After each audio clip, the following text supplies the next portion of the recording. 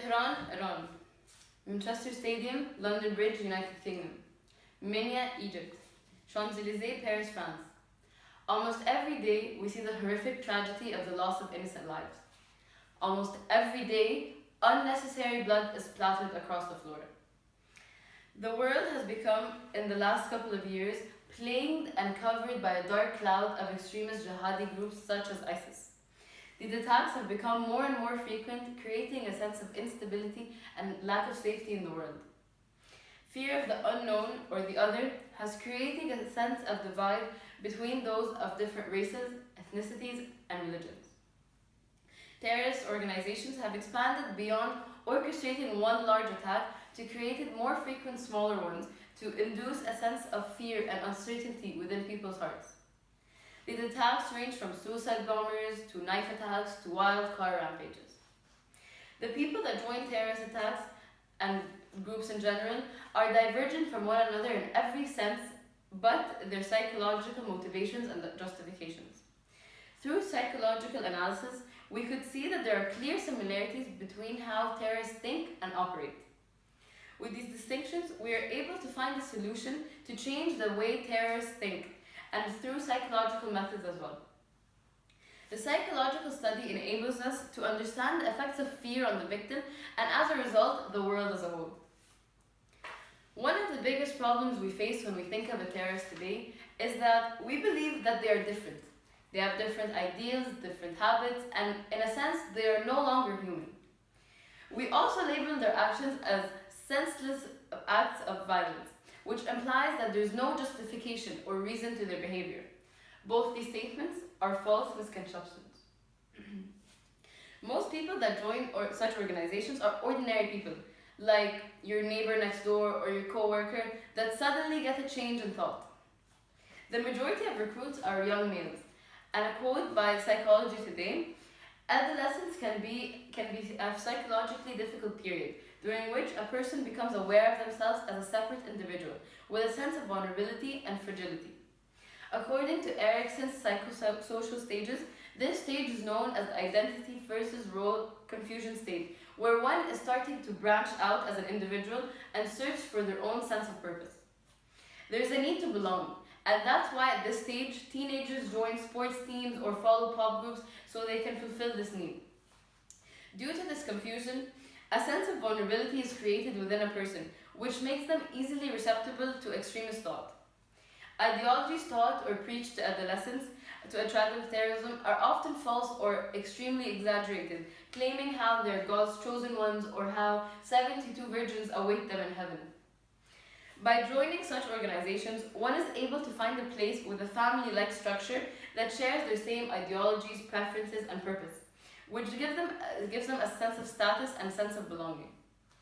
Acts of terrorism can also be seen as acts of defiance. Defiance to the system, defiance to the world, and defiance to materialism. People are raised to have biases engraved within their brains. If a person is raised to hate a certain religion or a certain ethnicity, or they're in a hard economic situation and are raised to blame those more fortunate than themselves for their current situation, then it's easy to see where one's built-up anger and hatred and resentment can come from. Anger could also arise from internal conflicts such as sexual abuse or domestic violence that occurred to a person earlier on in their lives. Anger could also arise people that experience a transformation to join the dark side experience a brain chemical change in which they lose empathy and their humanity. Victims of such acts also experience psychological issues. One of the most basic and common reactions in the human brain is the feeling of fear. Humans are hardwired to analyze, understand the danger, and prepare to deal with the detected threat. Changes in one's sympathetic as well as their parasympathetic systems are very easily detected, as you can see someone's increased heart rate or they're sweating and an increase in adrenaline. The fear center in the brain is called the amygdala. And there it issues all the evolutionary reactions to fear, such as the ones mentioned earlier, and obviously more. A study made by the CNN in 2014 stated that they looked at 1,700 apparently healthy, active, Israeli adults to see how they cope with the threat of terrorism. Those who showed the most fear had resting heart rates 10 to 20 beats faster than the norm due to the changes in the brain chemical that also acts as an inflammatory system.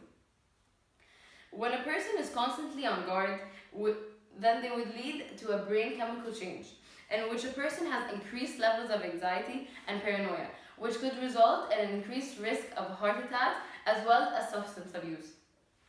Aside from physical and neurological dangers, the feeling of pending threats joined with the accepted notion of the stereotypical terrorist, people around the world have become more fearful and cautious of one another.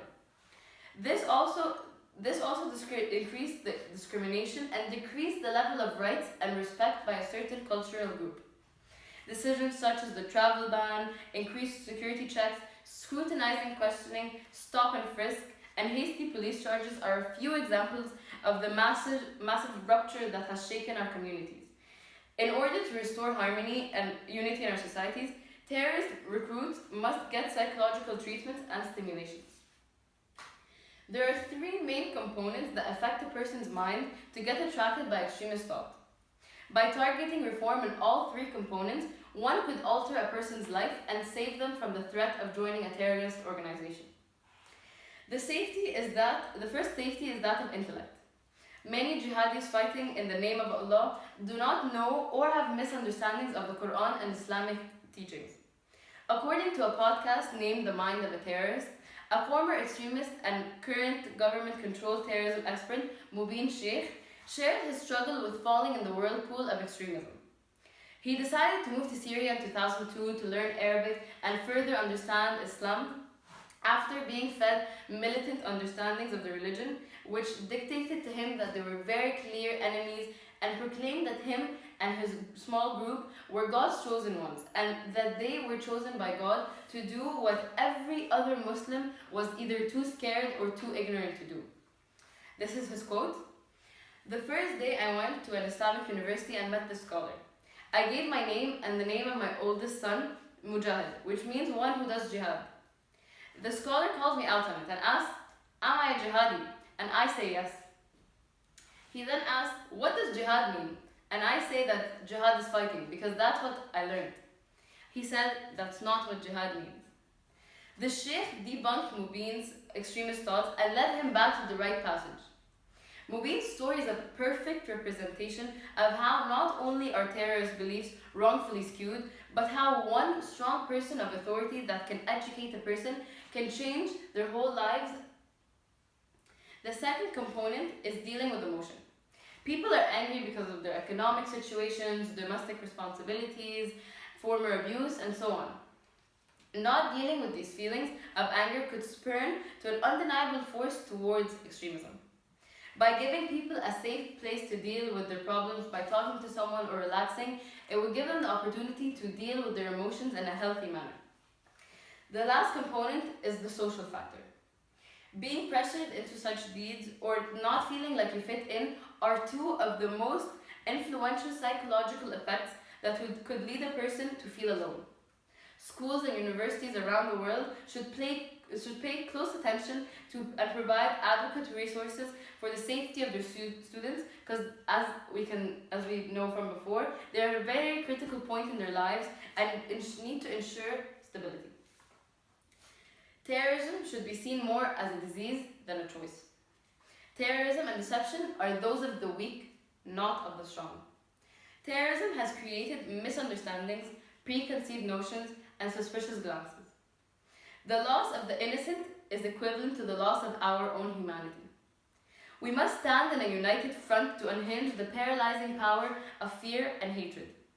Psychological methods and ideologies could help those struggling to stay from the encompassing sensation of extremism. Terrorism destroys those who practice it.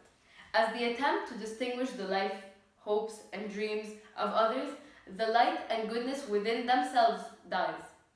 Instead of persecuting them, let's instead carry a torch to guide them towards the right end of the tunnel. Thank you.